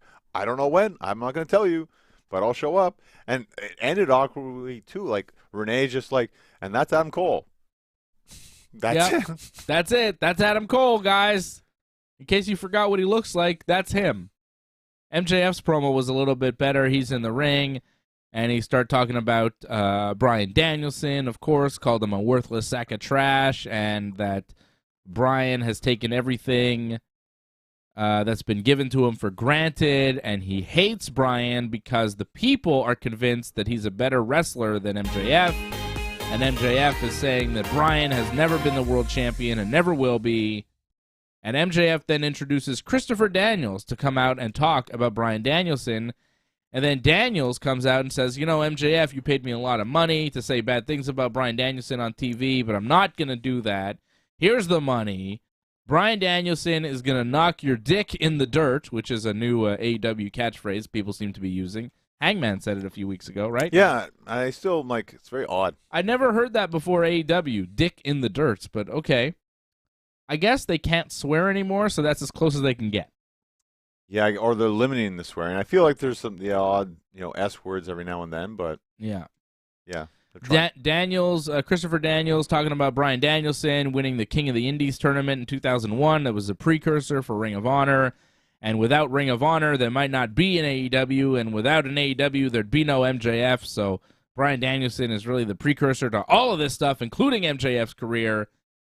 And Daniels says Bryan is what MJF wishes he was, the best wrestler in the world today. And he says that MJF is a fraud. And then MJF knocks the microphone out of Daniels' hand. Daniels slaps MJF in the face. MJF kicks Daniels in the balls and puts him into the Fujiwara armbar, which prompts Bryan Danielson to come out and run off MJF. Interesting addition of Christopher Daniels this week into the feud, kind of adding to the history and talking about the respect and admiration he has for Bryan Danielson. I thought he did a really good job in explaining who Bryan Danielson is, why he's great, and the history of his greatness. And that's a huge thing, the history of his greatness that we haven't really seen. Like, people mention it kind of thing, but they only really mention, WWE stuff. But the fact that he pretty much helped start at AEW, people don't really know stuff like that. And his history with Christopher Daniels is not really well mentioned, well documented. Mm-hmm. To bring that in, just to show you what he's meant, not just for what he's doing now in wrestling, but what he meant for wrestling for the last, 20 years practically. It's huge. And, Ring of Honor. Yeah, there's no Ring of Honor without him. There's no Ring of Honor without him. And when Ring of Honor was starting and when Ring of Honor was on fire, there were a lot of talents. There were the Joes, there were the Punks, Aries, McGuinness. Yeah. But Danielson stood above everybody else. Yeah. He was the guy. He was the champion. He was the wrestler. And he still is that guy, by the way. He's still the man. Now you just worry about him a little bit because he's so banged up. But well, because he's put his body through the ringer to be the man. And he's also a guy, too, where it's more often than not, he's going to be bleeding.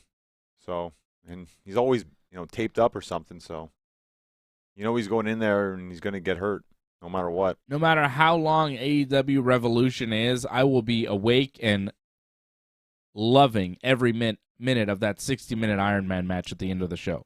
Because Bryan Danielson wrestling for 60 minutes is money. He can make 60 minutes go by in an instant. He's that good. And I think he's going to make MJF look like $1 million, and MJF is probably going to walk away the winner. Right? He's not going to beat Danielson. Or Danielson's not going to win here. It's his first pay-per-view title defense. Yeah, I don't see him. Yeah. However, it might be kind of screwy with the whole overtime thing. I can see that going down. We're like, oh, it's a tie. Well, I win anyways. I'd love to see Bryan just win. It'd be so crazy.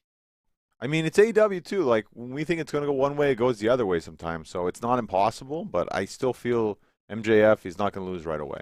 There's so much more to do with him, I think. If Punk comes back, that's big, too, People backstage seem to hate MJF, right? I'm seeing a lot of people talking about how much they dislike him for real.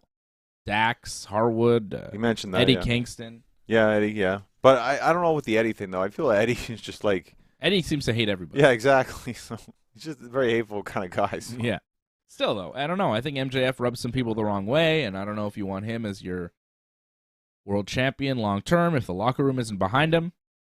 I think the locker room's probably more behind Bryan Danielson as far as who he is as a man and as a wrestler. But, like you said, it's MJF's first title defense. I'd be surprised to see him lose.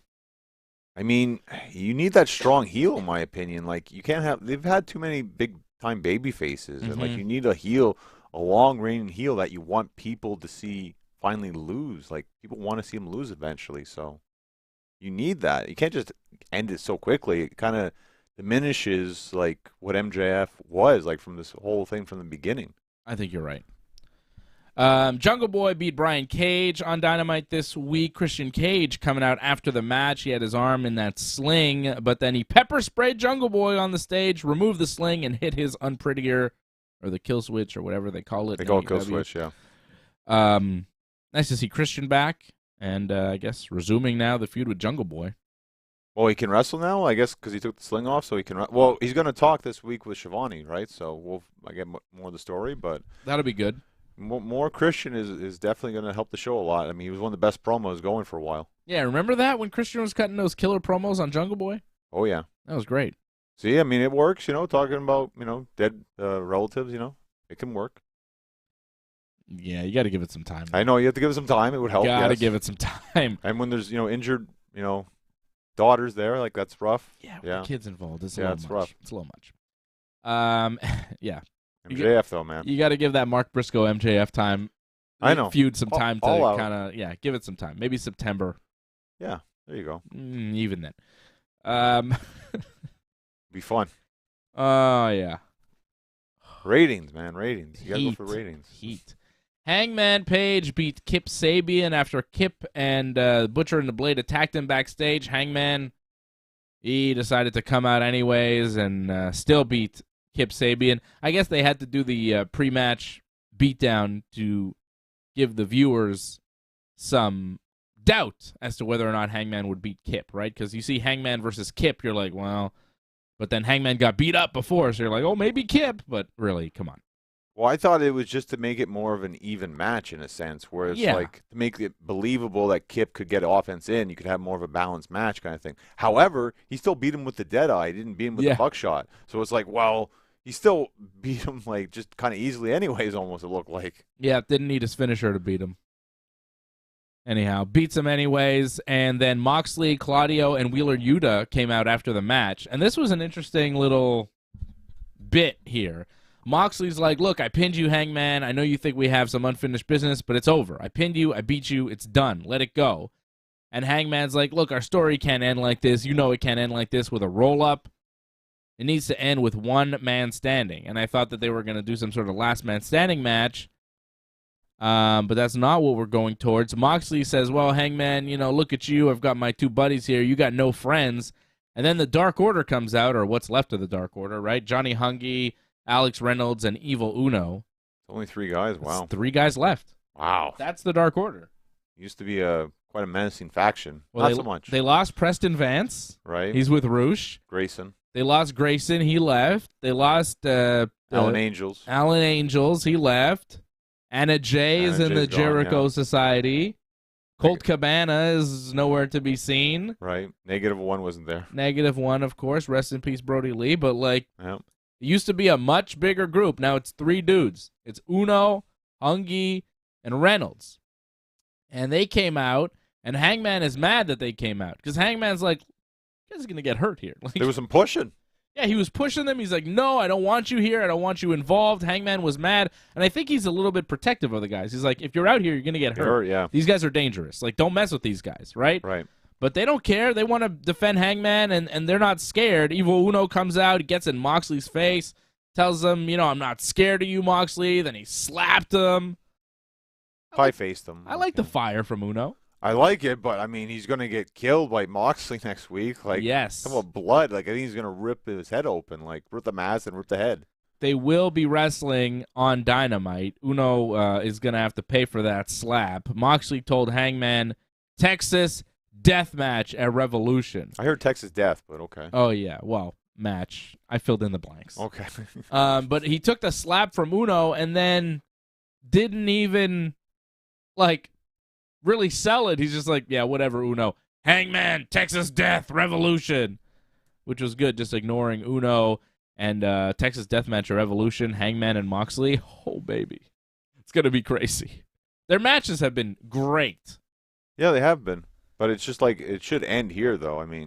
This is with Texas death. It's gotta. Somebody's going to die a Texas death. Well, obviously both are going to bleed, and one's going to be, left lane. So, that should be it. Mm-hmm. I don't, please no, double no contest kind of thing. No, please no. It's too much. Yeah, I don't think we'll get that. I think we'll get a conclusive finish. I think Hangman probably goes over, right? Because Moxley is 2-1. Don't they make it 2-2 with Texas Death? And you would think, but then you leave it alone for like a couple years. Oh, that's one way of doing it, or it's just Moxley wins. Well, it's 3-1. That's it. It's over. Like clearly Moxley won. Well, that doesn't do well for Hangman going forward. Why not make it even so that they could both be stars? Well, what's Hangman doing next? Is Hangman going for the World Championship, or is he kind of going to struggle a little bit? I don't know. That's it.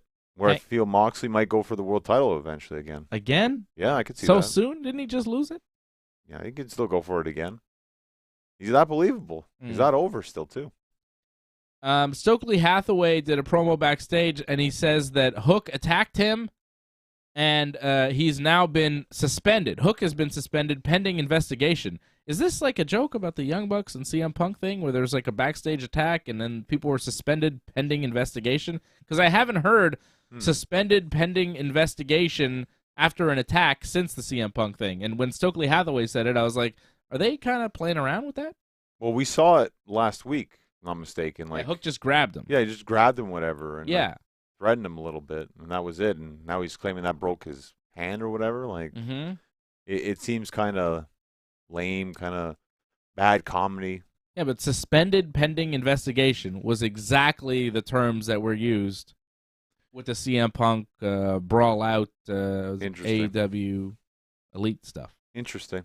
Yeah, they might be playing up on that a little bit, possibly, but for me, like the Stokely stuff, like sadly, like I thought he started off pretty good, but now it just feels like it's not the best stuff in the world. Like it's just really. It's because he's leading a crew of jabronis. I guess, but I thought he was honestly the best part. At least his promos would kind of like build him up a little bit. But now it just seems like it's kind of bad comedy again. Like it's just not great. Where's Big Bill? Yeah, like he added something to the group. That's true. Yeah. He's gigantic.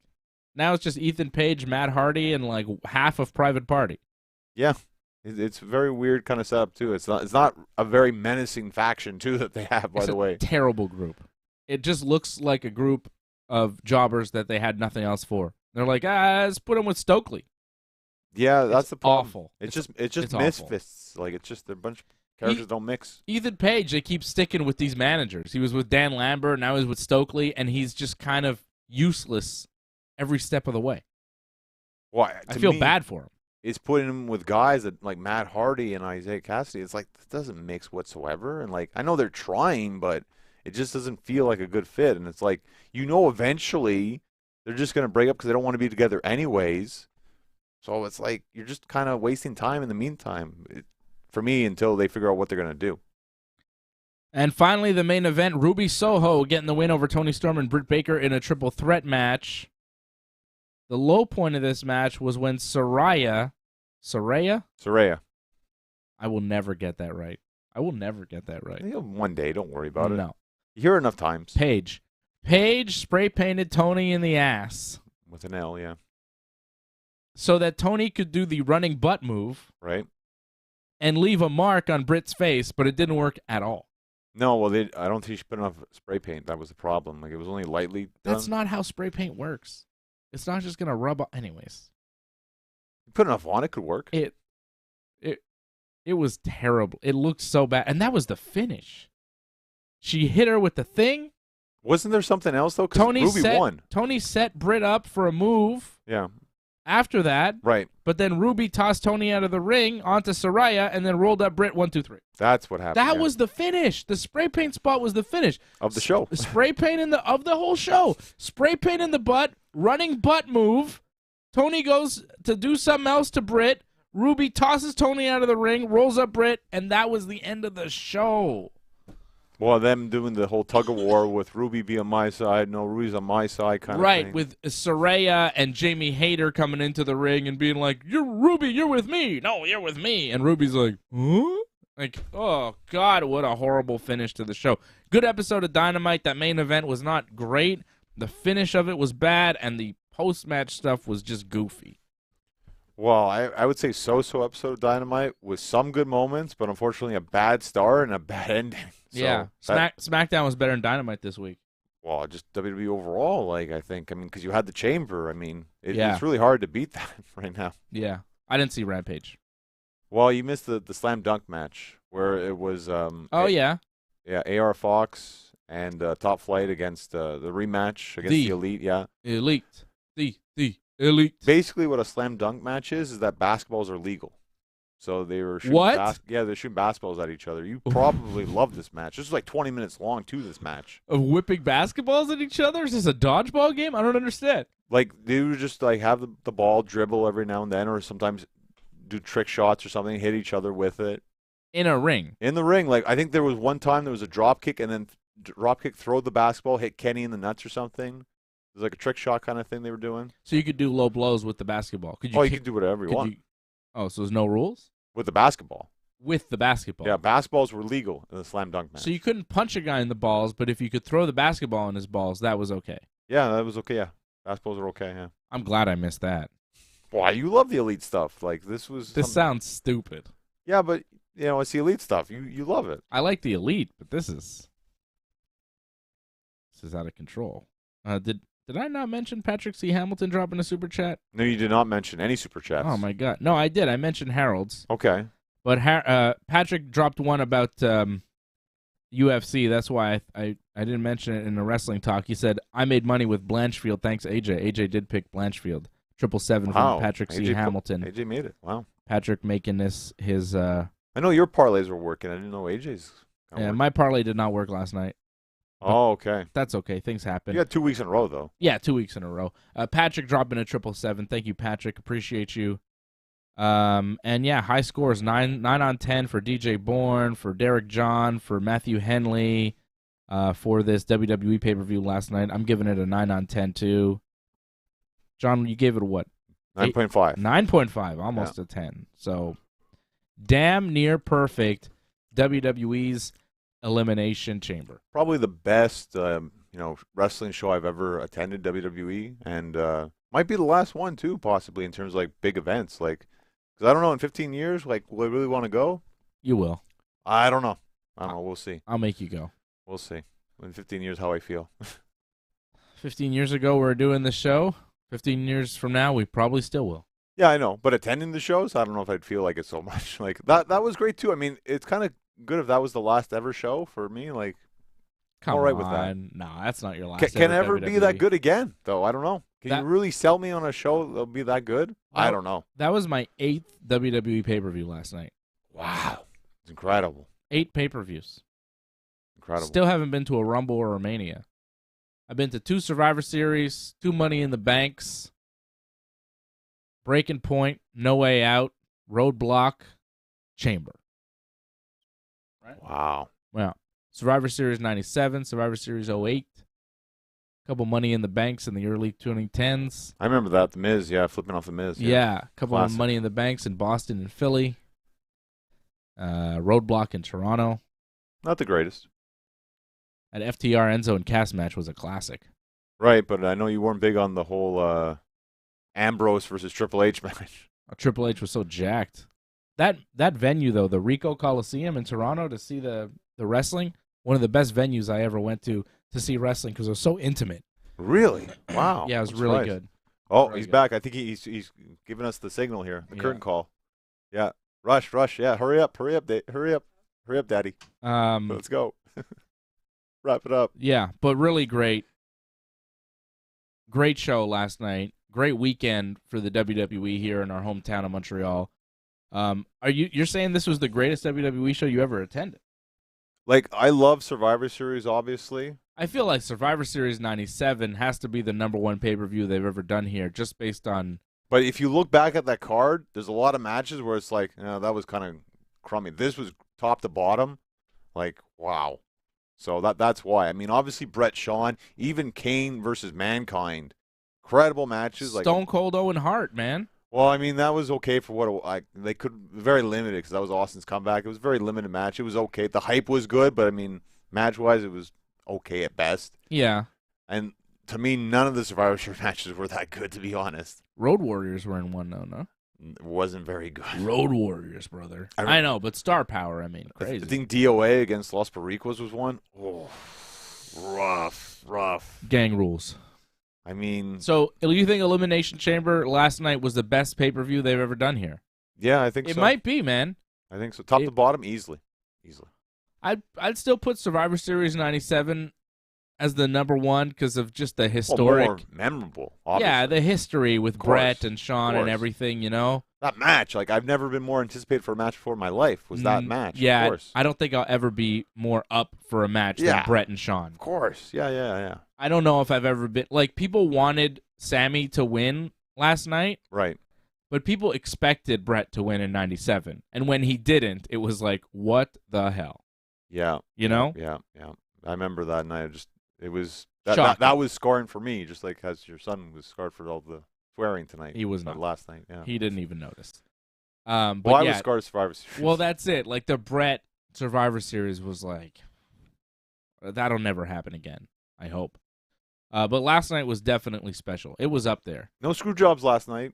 Well, I mean, some people will say that Sami got screwed, but no traditional Survivor Series screw jobs, anyways. Which was nice. Yeah, I like no slap in the face. Only one Canadian won, but that's good. I was expecting most to lose, so. Yeah, I didn't even expect Edge to win, so that was right. nice. Yeah, that was a good surprise. It was like, wow, I thought Rhea easily would win this one. No, Yeah. gave it the Edge. I thought they would build Rhea up for Mania and try to Yep. do some sort of screwy finish where they could continue Finn versus Edge for Mania, but No. That's okay. It's fine. It's all right. it was nice to see Edge win. That was probably Edge's last match ever in Montreal. Yeah. I don't think he's ever coming back. Well, hopefully they do another show here. When he's here, I don't think so. That's Raw? Like, nah, man. Man, you're calling the end of an era for everything here, John. You think gotta really see Edge's last match in Montreal, your last WWE show you ever attend, which Well, I don't. PLE probably, or in Montreal. Premium live event in Montreal. You think that'll be the last one? Yeah. I don't think so. I think they'll do another one in the next 5 years. Really? I hope so. They were so hot last night. How could they not come back? Well, we've seen them before in the past. Well, man, that breaking point was not hot, and they didn't No come Way back. Out. No Way Out was pretty hot. Like, for Yeah. Rock and Hogan. What, Austin and Bischoff? Like, that was amazing. And yet, how long did we wait? Breaking point is so I think long. for a while they didn't come here because the reactions they got here weren't the reactions they wanted, so they just stopped coming. Did they want F.U. Rollin like 5 times? Probably not, but they wanted a hot crowd for that match, and they got it. You Yeah. know? Like, just as an example, on Friday night, Gunther and Madcap. Great match, by the way. Fantastic. Fantastic. Yeah. Madcap is the babyface. Gunther is the heel. Not in Montreal. But, Madcap got booed. yeah. Gunther got cheered, and that's the kind of Montreal factor that you get a lot of times here. Like, we don't care what WWE's throwing at us. We're going to cheer who we want to cheer and boo who we want to boo. And WWE, it doesn't always work well on TV for their, so they don't come here that often. I feel like they didn't come here that often for a while because every reaction was like, damn, this is not what we're supposed to do. This is not what we're supposed to do.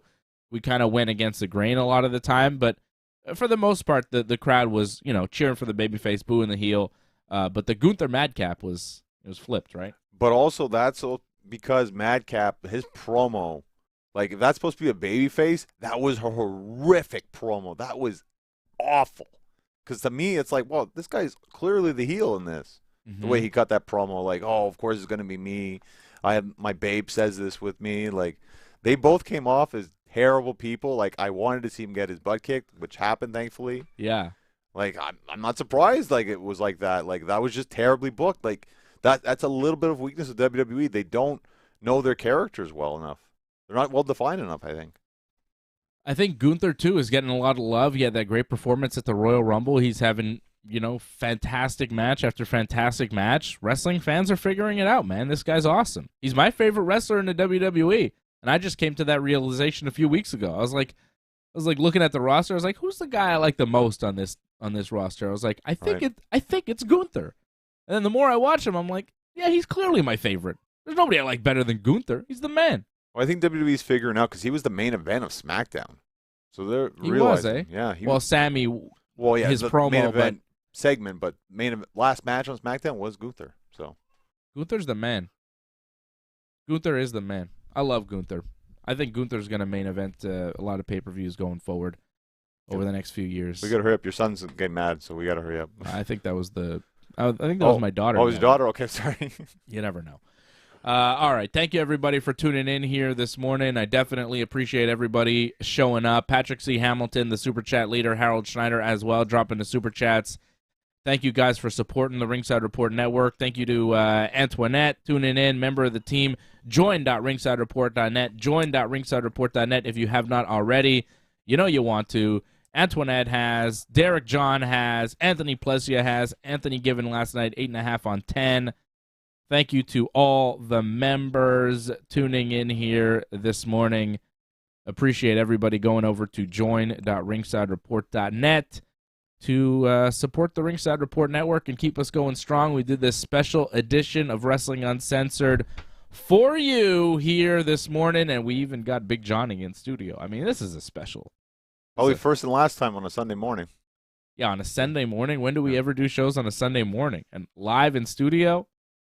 Fantastic. All right, I'm going to go take care of my kids for the rest of the day. Johnny is going to go take care of his guns. Yeah, I've been in the gym in 2 days. So yeah, you better get going. You haven't been to the gym in 2 days. Well, because of the Friday. Actually, no. Did I go for? Yeah, actually, no. Sorry, I went Friday. Never mind. Yeah. I went 1 day. I was like 2 days. That's crazy, John. I don't believe you. No, I went before the Smackdown, actually. Yeah. Of course you did. But, Saturday I didn't because, Friday was kind of a long night. All right. Well, Johnny's going to go get his pump on. I'm going to go take care of the children, and we're going to have a lovely rest of the day. Great rest of the day for you. Thank you, everybody, for tuning in to Wrestling Uncensored. We'll be back at our normal time on Friday night, 10 p.m., right after Smackdown. Should be an interesting week in pro wrestling going forward as we're now on the road to WrestleMania. It doesn't look as good this week's SmackDown, though. I think we got lucky. We got a very good SmackDown. Yeah. This SmackDown looks awful. I'm happy we got what we got. Yeah. And we even got Charlotte Flair in the dark match. I was really happy. There was no Charlotte on SmackDown. I was like, oh, no Charlotte? And then they'd give us Charlotte in the dark match after SmackDown. That was pretty awesome. We got to see the Queen. Yeah, it was nice. To me, Ronda, that to me, that was the really special part about that. When people chanting, you can't wrestle. But to me, Ronda showed that she can wrestle. Yeah, who's chanting that to Ronda? She's unorthodox. I mean, she's different, and maybe that's why people think that way. But no, Ronda, to me, she stands out. And, again, great heat. And you saw it, she did, a little redemption. Because the thing with Shotzi, when they screwed that DDT, they pulled it off, and that was fantastic. One of the best moments of that show. Ronda's so good. She's so good. I don't know why people give her shit. I think she's fantastic. Well, I mean, she's not a very likable person, so it's understandable. I like her. Okay, but you could understand, her attitude sometimes. Maybe, yeah. No, I get it. All right, everybody. Thank you for watching live, and, if you're watching this later, thank you to you as well. We'll be back Friday night, 10 p.m. Eastern Time, for more Wrestling Uncensored, and I'll be back Thursday night at 8 p.m. with Freddie and AJ to talk to you about some MMA things right here on the Ringside Report Network.